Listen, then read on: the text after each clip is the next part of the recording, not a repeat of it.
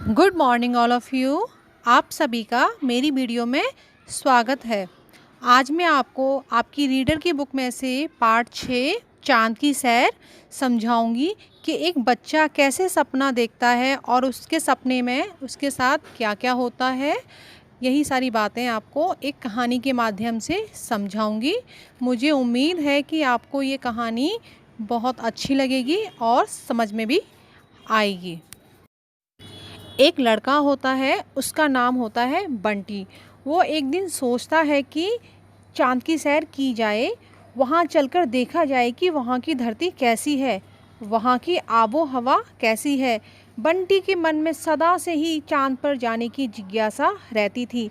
अचानक बंटी को ख्याल आया कि चाँद पर कैसे जाया जाए, वहाँ कोई बस या कार तो जाती ही नहीं।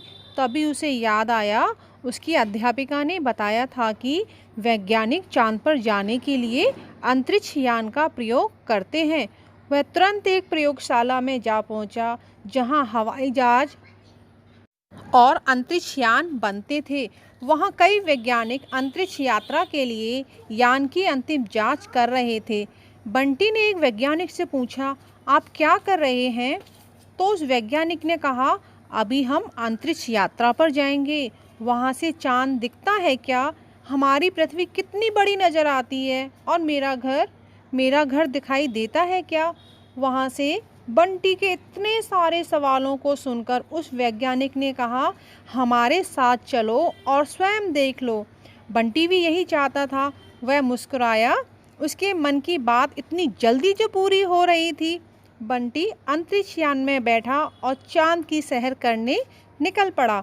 चलते चलते काफ़ी अंधेरा हो गया था। अब बंटी को डर लगने लगा था, क्योंकि बंटी को अंधेरे से बहुत डर लगता था।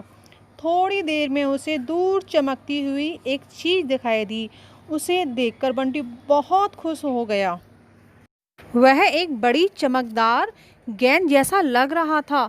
बंटी समझ गया कि वही चांद होगा। वह खुश था कि जिस चांद को वह कल तक दूर से देखता था, आज इतने पास से देखेगा। बंटी जैसे ही चांद पर उतरा, वह गिरते गिरते संभला।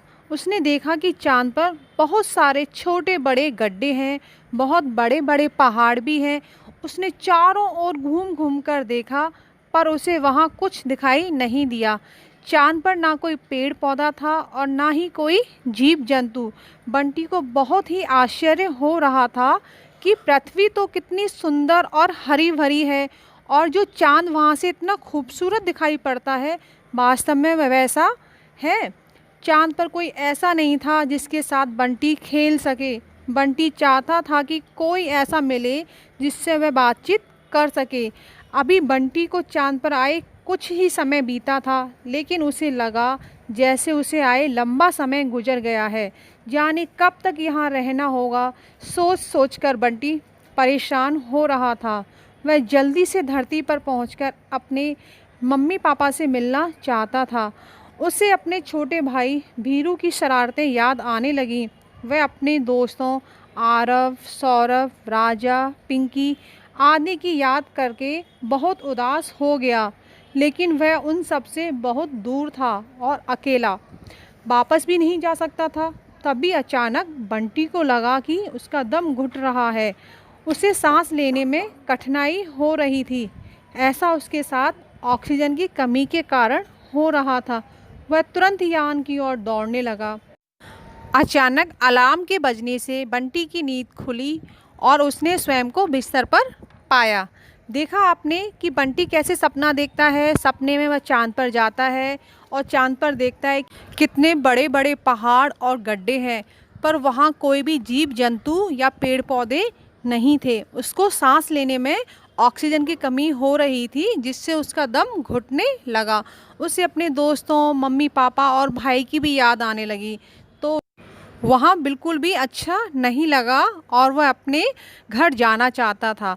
तो एक अलार्म की घंटी बजी तो उसकी नींद खुल गई। मुझे उम्मीद है ये आपको कहानी अच्छी लगी होगी और समझ में भी आई होगी। धन्यवाद।